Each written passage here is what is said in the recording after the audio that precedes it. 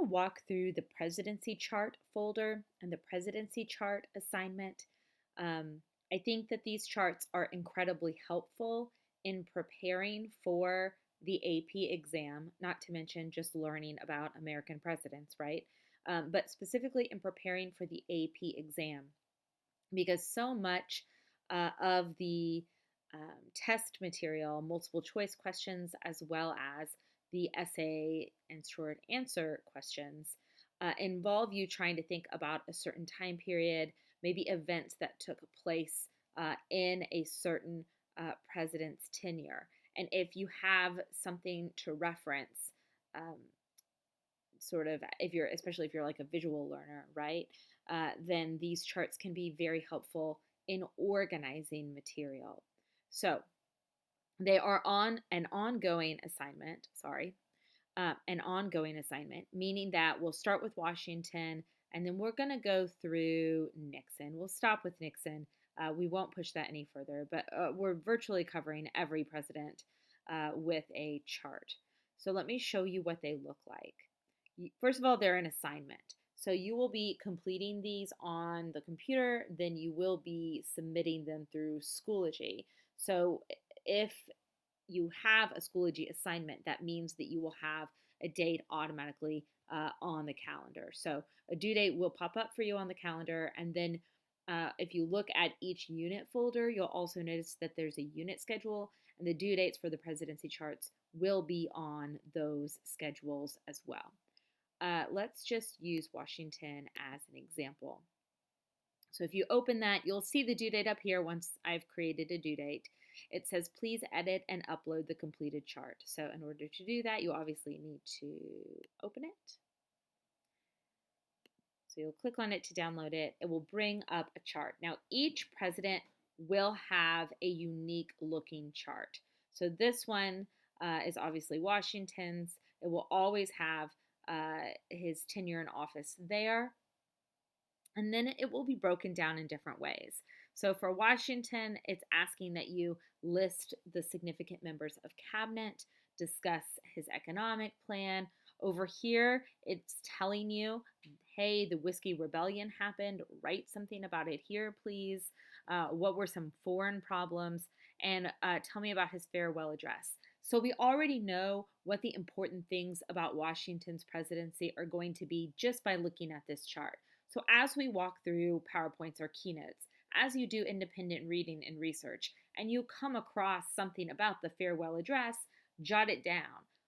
The idea is that by the time we come to the due date of a presidency chart, we will have discussed all of these things. This is a way for you to take notes in the classroom, or a way for you to take notes if we're doing these PowerPoints or these keynotes virtually or through some sort of Zoom or Hangout. You'll be able to jot things down in these boxes as we go and not wait until the night before something is due and scramble trying to research something about Washington's farewell address. Let me show you a different one just so you see a second example.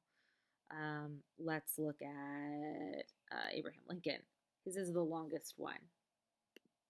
So I'm not going to scroll through. So that's something else I should mention is these can be multiple pages. So make sure that you scroll until you can't scroll anymore and you're not one of those kids that's like, oh, I didn't know there was a back. So you want to look at his election. It's asking you to talk about major items during his presidency. This presidency chart is also how we're organizing much of our Civil War notes.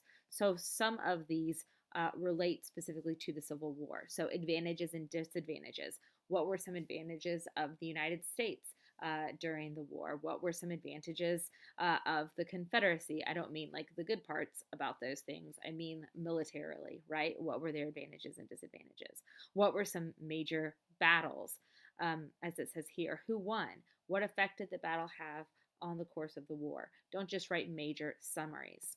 Now, what am I looking for in terms of length here?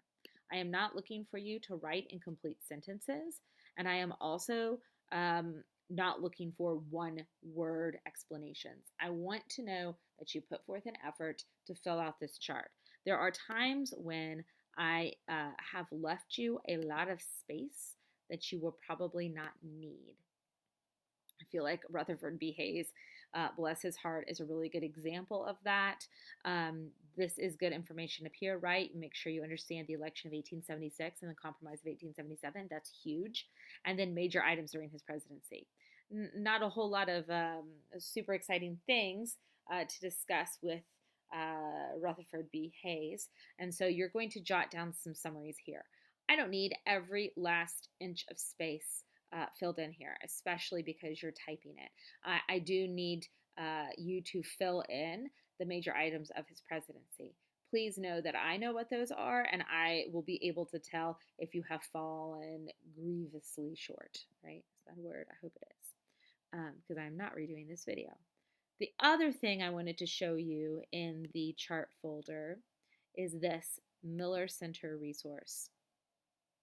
Don't know why I keep getting this sad face. I'm sure it's my internet. Just click the link up here. It'll take you there. So it looks like this. These are the U.S. presidents. If you scroll over each one, it's going to give you a good quote from them. Where's your, let's see, I want to use James K. Polk, right? So Mexico has passed the boundary of the United States, has invaded our territory, and shed blood upon the American soil. So something that each president was known for, and of course, James K. Polk. So if you click here, it's going to tell you who he was, James Knox Polk, where he was born, what his nickname was, if he had any children, those kinds of things. He's buried in Nashville, right? He's from Tennessee. Well, he wasn't born in Tennessee, but if you click key events,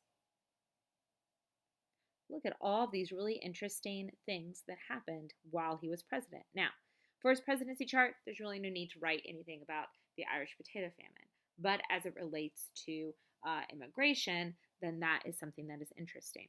Manifest Destiny. He's the president that we most closely associate with Manifest Destiny. So if you are looking for what do I put in each president's chart, how do I organize it? Well, it's already organized for you, and the Miller Center can be a really good starting place for you if you are looking to understand more about them. Who was in his cabinet?